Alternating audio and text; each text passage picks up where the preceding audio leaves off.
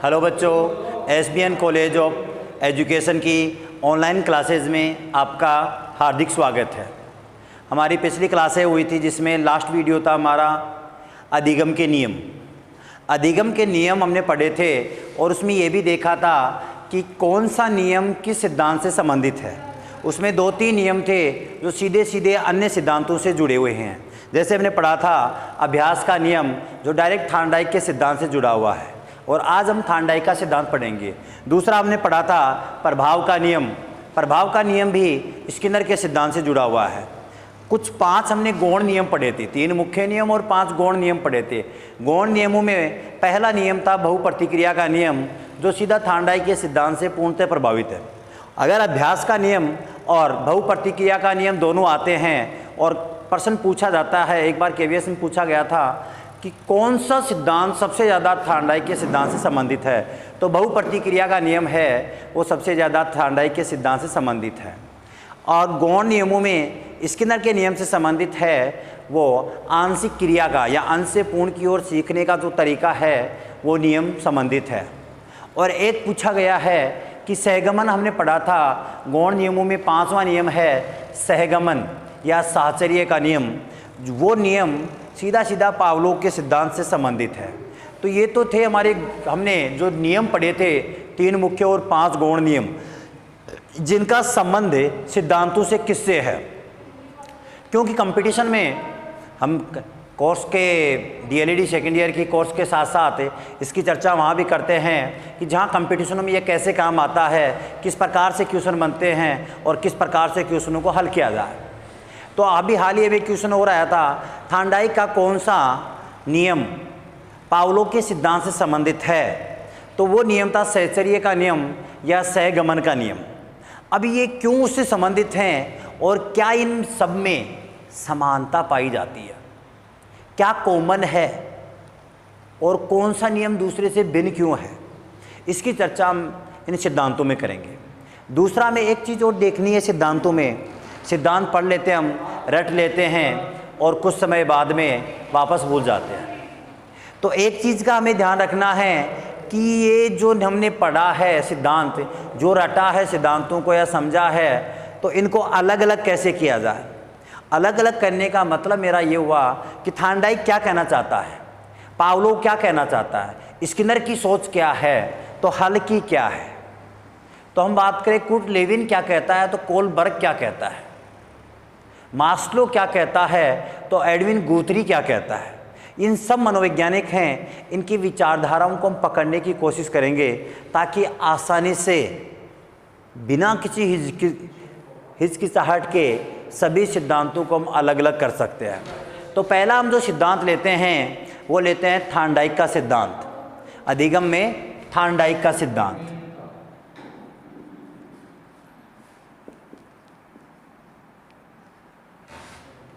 तो थार्नडाइक का प्रयास व त्रुटि का सिद्धांत। इस सिद्धांत के कई उपनाम और हैं, अर्थात थार्नडाइक के सिद्धांत को कई उपनामों से जाना जाता है, जिसमें हम कहते हैं प्रयत्न व भूल का सिद्धांत,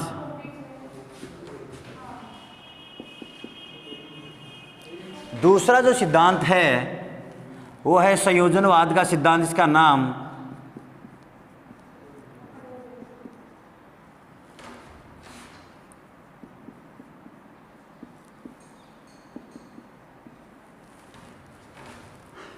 नेक्स्ट है सीखने का संबंध सिद्धांत।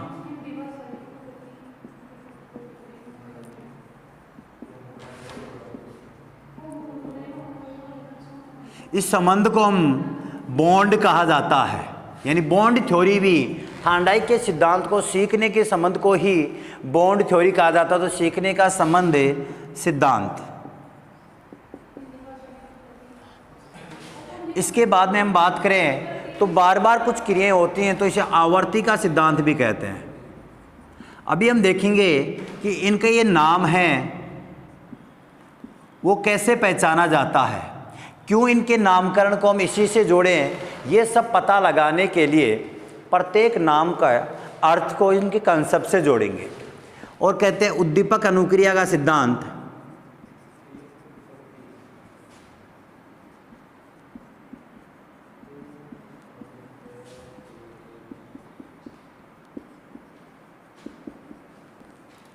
उद्दीपक को स्टिमुलस कहते हैं और स्टिमुलस का एक शब्द लिया जाता है एस, और यहाँ आर यानी अनुक्रिया को हम क्या कहते हैं, रेस्पॉन्स कहते हैं। अनुक्रिया को रेस्पॉन्स कहते हैं और रेस्पॉन्स से आर लिया जाता है, तो आर एस थ्योरी। और इस सिद्धांत को एस टाइप थ्योरी भी कहते हैं।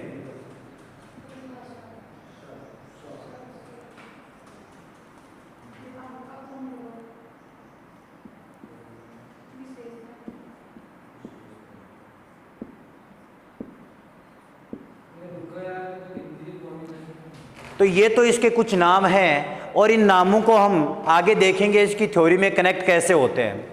अब देखते हैं थार्नडाइक का ये सिद्धांत है, थार्नडाइक ने इस सिद्धांत को कब दिया था। कई बार प्रश्न पूछ लिया जाता है और प्रश्न बड़ा इजी होता है कि थार्नडाइक महोदय हैं ये कहाँ के थे।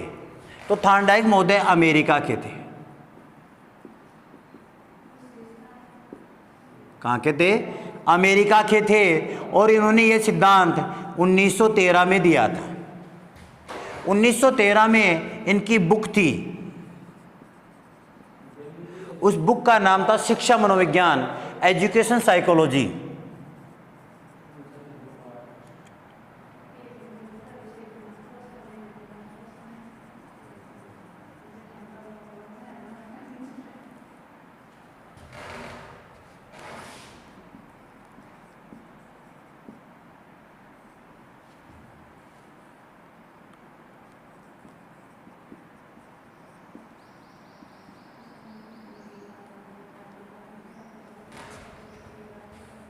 शिक्षा मनोविज्ञान, इसका प्रोजेक्ट किसका प्रोजेक्ट, थार्नडाइक का प्रोजेक्ट।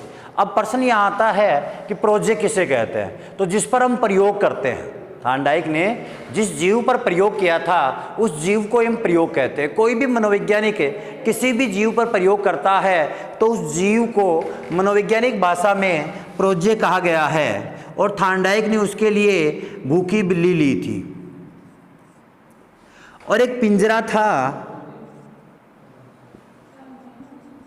उस पिंजरे का नाम था पंजल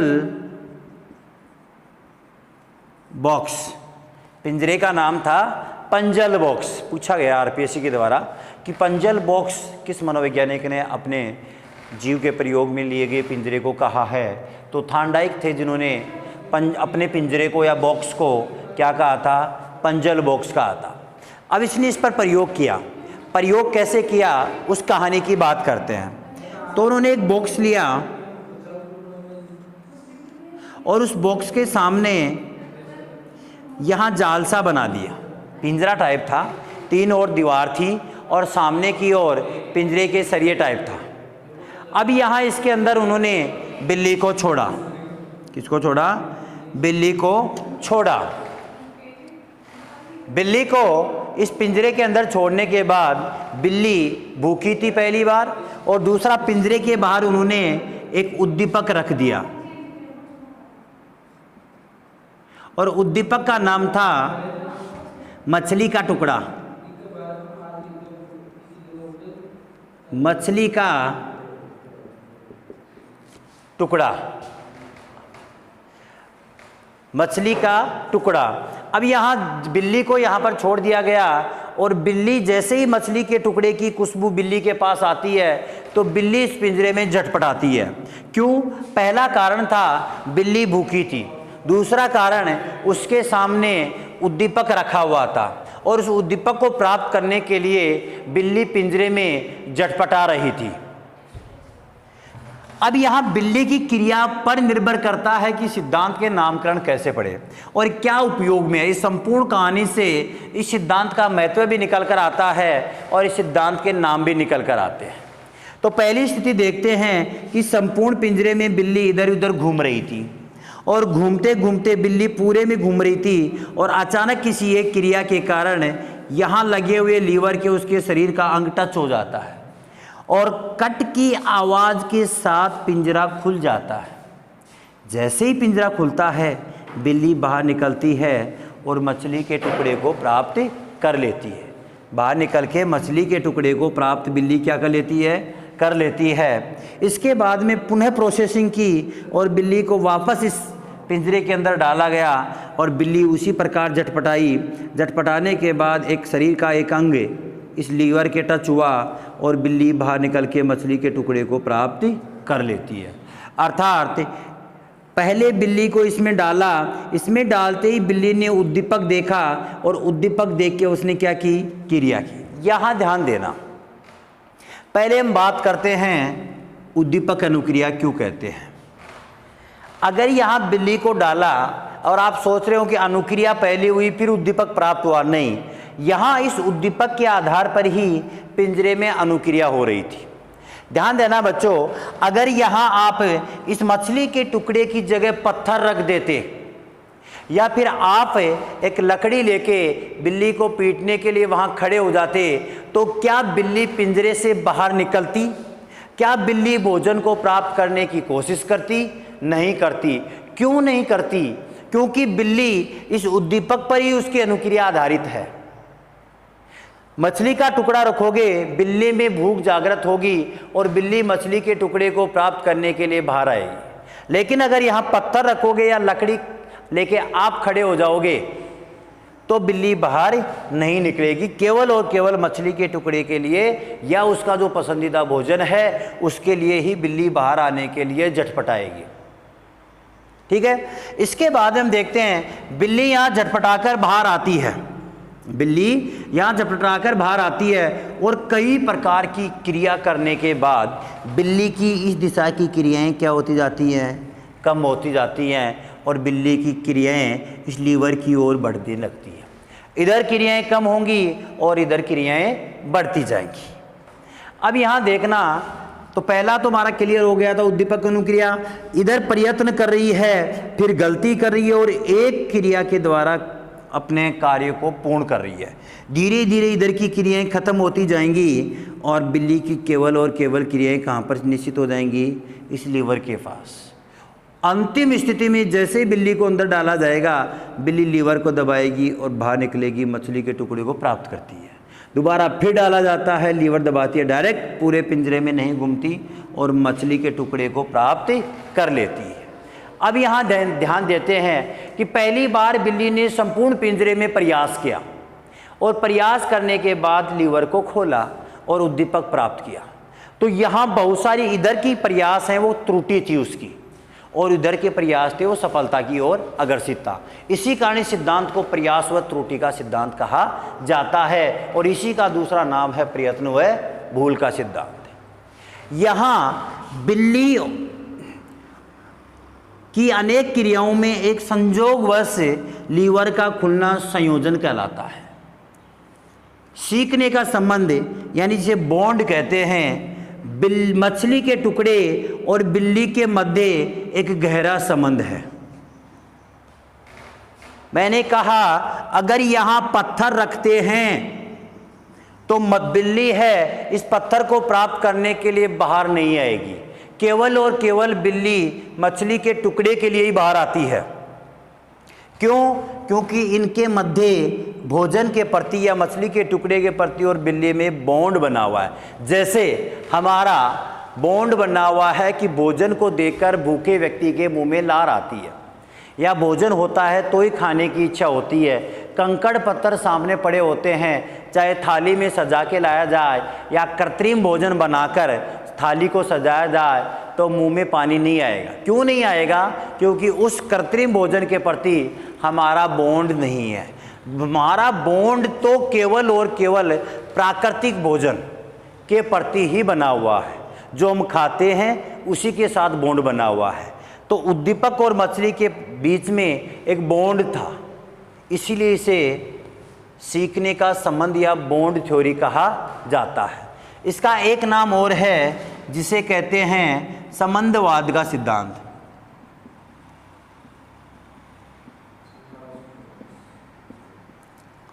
क्यों पढ़ा संबंधवाद का सिद्धांत? बहुत सारी क्रियाएं बिल्ली ने पिंजरे में की और अंत में बिल्ली ने लीवर खोलना सीख लिया। अब जब भी संपूर्ण क्रिया बिल्ली के सीखने के बाद जब भी थॉर्नडाइक क्या करता है, बिल्ली को यहाँ छोड़ता है, बिल्ली लीवर खोलती है, बाहर आके मछली के टुकड़े को प्राप्त कर लेती है। तो ये लीवर खोलना, मछली के टुकड़े को प्राप्त करना किसके द्वारा? बिल्ली के द्वारा। तो इन तीनों के मध्य नंबर 1 लीवर, नंबर 2 और मछली का टुकड़ा 3, इन तीनों के मध्य एक गहरा संबंध बन गया। जब भी बिल्ली के लिए बाहर भोजन रखा जाएगा और पिंजरे में उसे छोड़ा जाएगा तो तुरंत लीवर को खोलेगी और बाहर आके भोजन प्राप्त कर लेगी।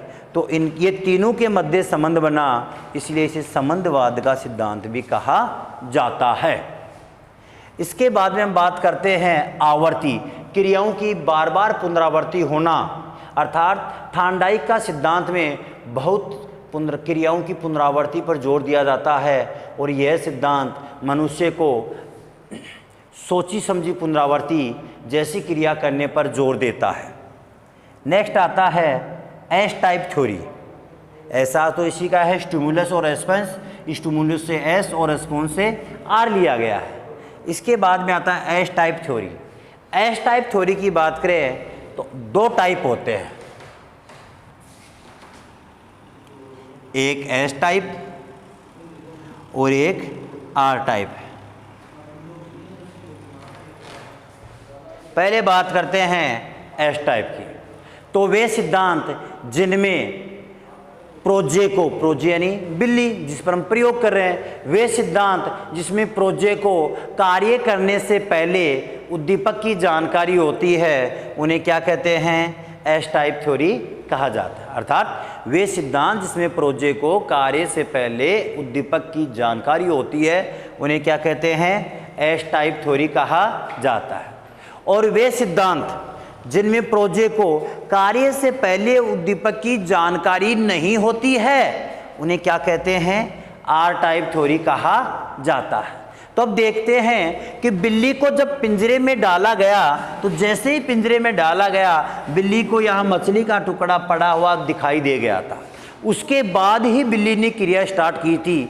तो इसमें लागू होता है एस टाइप की। हमने कहा वे सिद्धांत जिसमें प्रोजे को यानी बिल्ली प्रोजे को कार्य करने से पहले उद्दीपक की जानकारी होती है। तो यहाँ बिल्ली को क्रिया करने या लीवर खोलने की क्रिया से पहले मछली के टुकड़े की जानकारी थी, इसीलिए इसे क्या कहते हैं? एस टाइप थ्योरी कहा जाता है। अब प्रश्न उठता है कि शिक्षा में इनका क्या महत्व है? किसका? इस सिद्धांत का शिक्षा में क्या महत्व है? तो हम बात करते हैं कि इस लीवर पिंजरे में, इस पंजल बॉक्स में, कौन से बॉक्स में? पंजल बॉक्स में बिल्ली ने बहुत सारी क्रियाएं की और अंत में एक श्रेष्ठ प्रकार की क्रिया का चुनाव किया और वो श्रेष्ठ प्रकार की क्रिया थी लीवर खोलना। तो पहला उपयोग बहुत सारी क्रियाओं में से एक श्रेष्ठ प्रकार की क्रिया का चुनाव करना किस सिद्धांत के अनुसार? थॉर्नडाइक के सिद्धांत है कि बालक जब भी पढ़ता है तो गलतियां करेगा, दोबारा प्रयास करेगा, गलतियां करेगा, पुनः प्रयास करेगा। तो उन बहुत सारी क्रियाओं में से श्रेष्ठ प्रकार की क्रिया का चुनाव करके कार्य को सीखना किस सिद्धांत के अनुसार? थॉर्नडाइक के सिद्धांत के अनुसार। दूसरा उपयोग, इसमें बिल्ली गलती भी कर रही है और गलतियों को सुधार करके इधर सही क्रिया कर रही है, अर्थात गलतियां करना और फिर सही क्रिया का चुनाव करना। जैसे जैसे बिल्ली इधर गलतियां कर रही है और धीरे धीरे इधर की गलतियों को ख़त्म करी और गलतियां इधर की कर रही है, अर्थात अपनी पुरानी गलतियों से बिल्ली सबक ले रही है। तो इसे कहते हैं कि अनुभवों का लाभ उठाकर सीखने पर जोर देता है। गलतियों के दौरान प्राप्त अनुभवों का लाभ उठाकर सीखने पर जोर देता है। कौन सा सिद्धांत? थॉर्नडाइक का सिद्धांत। इसके बाद में बात करें तो यह सिद्धांत पुनरावृत्ति पर जोर देता है और बालकों को सोच समझकर क्रियाओं की पुनरावृत्ति करने की चर्चा करता है। नेक्स्ट बात करें, छोटे बच्चों के लिए बहुत ही महत्वपूर्ण सिद्धांत है, अर्थात छोटे बच्चों के पढ़ने या सीखने के लिए बहुत महत्वपूर्ण अधिगम का सिद्धांत है। प्राथमिक स्तर की कक्षाओं के लिए बहुत ही महत्वपूर्ण है, प्राथमिक स्तर की कक्षाओं के लिए बहुत ही महत्वपूर्ण है। बड़े व्यक्तियों के लिए नहीं है महत्वपूर्ण। क्यों? क्योंकि बड़ी कक्षाओं में अधिगम अगर हम करवाते हैं तो पुनरावृत्ति से बालक ऊब जाते हैं, बल्कि छोटी कक्षाओं में बालक पुनरावृत्ति से नहीं ऊबते। इसीलिए यह सिद्धांत छोटी कक्षाओं के लिए महत्वपूर्ण है। सामान्यतः जो कम बुद्धि होते हैं या जिनकी याद कम होता है, उन बालकों के लिए भी यह सिद्धांत बहुत ही क्या है, महत्वपूर्ण है। ठीक है, तो यहाँ मैं दोबारा एक बार उपयोग बताता हूँ कि बहुत सारी क्रियाओं में से एक श्रेष्ठ प्रकार की क्रिया चुनने में सहायक है। दूसरा हमारा उपयोग है कि यह गलतियों में सुधार करके उससे प्राप्त अनुभवों के द्वारा सीखने पर जोर देता है, बार बार पुनरावृत्ति पर जोर देता है, जिससे ज्ञान में क्या होता है, स्थायित्व आता है। विशेष उद्दीपक के प्रति विशेष प्रकार की अनुक्रिया पर जोर देता है, अर्थात यह सिद्धांत पुरस्कार का समर्थन करता है, सकारात्मक विचारधारा की ओर आगे बढ़ने पर जोर देता है। दंड का प्रावधान 1913 में थार्नडाइक ने नहीं किया था। छोटी कक्षाओं के लिए महत्वपूर्ण है, प्राथमिक स्तर के बालकों के लिए उपयोगी है। किसके लिए उपयोगी है? प्राथमिक स्तर के बालकों के लिए उपयोगी है। तो यह है हमारा थार्नडाइक का सिद्धांत। तो पहला तो आपको देखो प्रश्न कैसे बनेंगे। पहला तो नाम में से कि नाम दे दिया आपको कि सीखने का संबंध सिद्धांत किसके सिद्धांत को कहा जाता है, तो थार्नडाइक के सिद्धांत को कहा जाता है। थार्नडाइक कहाँ का था? अमेरिका का था। प्रयत्न व भूल का सिद्धांत किसने दिया? थार्नडाइक ने दिया। कब दिया? 1913 में दिया। किस पुस्तक में दिया? शिक्षा मनोविज्ञान की पुस्तक के अंतर्गत उन्होंने ये सिद्धांत दिया। इसने थार्नडाइक ने जिस पिंजरे का प्रयोग किया था उस पिंजरे को क्या कहा जाता है? तो उसे पंजल बॉक्स कहा जाता है। और किस स्तर के बालकों के लिए उपयोगी है? तो छोटे स्तर के, छोटी आयु के बालकों के लिए बहुत ही ज़्यादा उपयोगी है। किस प्रकार की पुनरावृत्ति पर जोर देता है? सोची समझी पुनरावृत्ति पर जोर देने वाला सिद्धांत माना जाता है।